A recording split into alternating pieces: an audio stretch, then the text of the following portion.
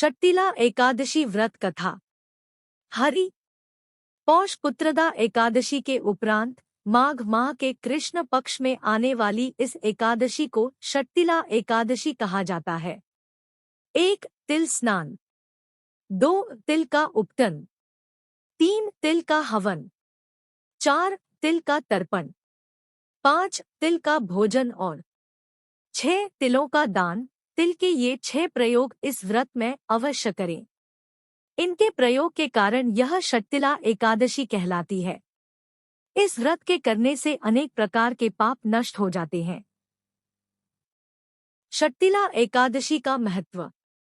एक समय दालभ्य ऋषि ने पुलस्त्य ऋषि से पूछा कि हे महाराज, पृथ्वी लोक में मनुष्य ब्रह्महत्यादि महान पाप करते हैं, पराये धन की चोरी तथा दूसरे की उन्नति देखकर ईर्ष्या करते हैं, साथ ही अनेक प्रकार के व्यसनों में फंसे रहते हैं, फिर भी उनको नरक प्राप्त नहीं होता। इसका क्या कारण है? वे न जाने कौन सा दान पुण्य करते हैं जिससे उनके पाप नष्ट हो जाते हैं। यह सब कृपा पूर्वक आप कहिए। पुलस्त्य मुनि कहने लगे कि हे महाभाग, आपने मुझसे अत्यंत गंभीर प्रश्न पूछा है। इससे संसार के जीवों का अत्यंत भला होगा। इस भेद को इंद्र आदि भी नहीं जानते, परंतु मैं आपको यह गुप्त तत्व अवश्य बताऊंगा।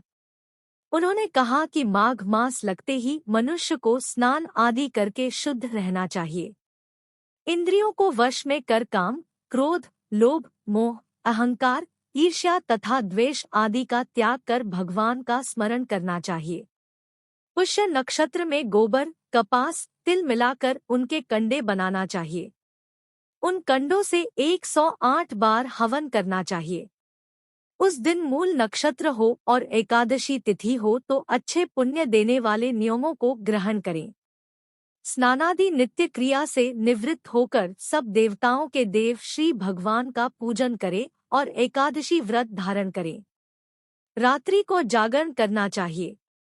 उसके दूसरे दिन धूप दीप नैवेद्य आदि से भगवान का पूजन करके खिचड़ी का भोग लगाए। तत्पश्चात पेठा, नारियल, सीताफल या सुपारी का अर्घ्य देकर स्तुति करनी चाहिए। हे भगवान, आप दीनों को शरण देने वाले हैं, इस संसार सागर में फंसे हुओं का उद्धार करने वाले हैं। हे पुंडरीकाक्ष, हे विश्वभावन, हे सुब्रह्मण्य, हे पूर्वज, हे जगतपते, आप लक्ष्मी जी सहित इस तुच्छ अर्घ्य को ग्रहण करें। इसके पश्चात जल से भरा कुंभ, घड़ा ब्राह्मण को दान करे तथा ब्राह्मण को श्यामा गौ और तिल पात्र देना भी उत्तम है। तिल स्नान और भोजन दोनों ही श्रेष्ठ है। इस प्रकार जो मनुष्य जितने तिलों का दान करता है उतने ही 1000 वर्ष स्वर्ग में वास करता है। इतना कहकर पुलस्त्य ऋषि कहने लगे कि अब मैं तुमसे इस एकादशी की कथा कहता हूँ। शट्टिला एकादशी व्रत कथा। एक समय नारद जी ने भगवान श्री विष्णु से यही प्रश्न किया था और भगवान ने जो शट्टिला एकादशी का महात्म्य नारद जी से कहा सो मैं तुमसे कहता हूँ। भगवान ने नारद जी से कहा कि हे नारद, मैं तुमसे सत्य घटना कहता हूँ, ध्यानपूर्वक सुनो। प्राचीन काल में मृत्युलोक में एक ब्राह्मणी रहती थी। वह सदैव व्रत किया करती थी। एक समय वह 1 मास तक व्रत करती रही। इससे उसका शरीर अत्यंत दुर्बल हो गया। यद्यपि वह अत्यंत बुद्धिमान थी तथापि उसने कभी देवताओं या ब्राह्मणों के निमित्त अन्न या धन का दान नहीं किया था। इससे मैंने सोचा कि ब्राह्मणी ने व्रत आदि से अपना शरीर शुद्ध कर लिया है, अब इसे विष्णुलोक तो मिल ही जाएगा, परंतु इसने कभी अन्न का दान नहीं किया, इससे इसकी तृप्ति होना कठिन है।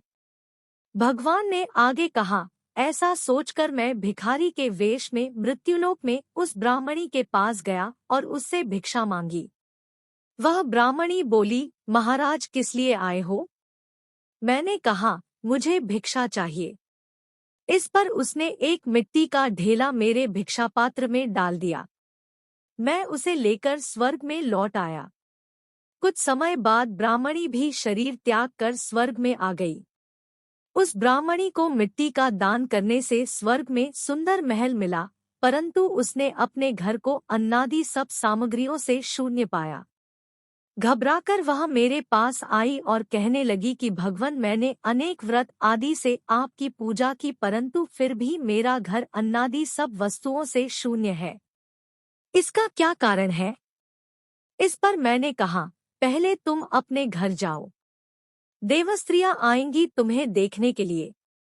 पहले उनसे षट्टिला एकादशी का पुण्य और विधि सुन लो, तब द्वार खोलना।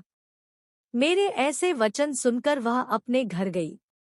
जब देवस्त्रियां आई और द्वार खोलने को कहा तो ब्राह्मणी बोली, आप मुझे देखने आई है, तो षट्टिला एकादशी का माहात्म्य मुझसे कहो। उनमें से एक देवस्त्री कहने लगी कि मैं कहती हूँ। जब ब्राह्मणी ने षट्टिला एकादशी का माहात्म्य सुना तब द्वार खोल दिया। देवांगनाओं ने उसको देखा कि न तो वह गांधर्वी है और न आसुरी है, वरन पहले जैसी मानुषी है। उस ब्राह्मणी ने उनके कथनानुसार षट्टिला एकादशी का व्रत किया।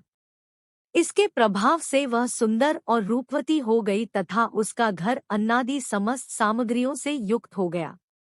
अतः मनुष्यों को मूर्खता त्याग कर षट्टिला एकादशी का व्रत और लोभ न करके तिलादि का दान करना चाहिए। इससे दुर्भाग्य, दरिद्रता तथा अनेक प्रकार के कष्ट दूर होकर मोक्ष की प्राप्ति होती है। इस प्रकार षट्टिला एकादशी व्रत कथा समाप्त हुई। जय श्री हरि।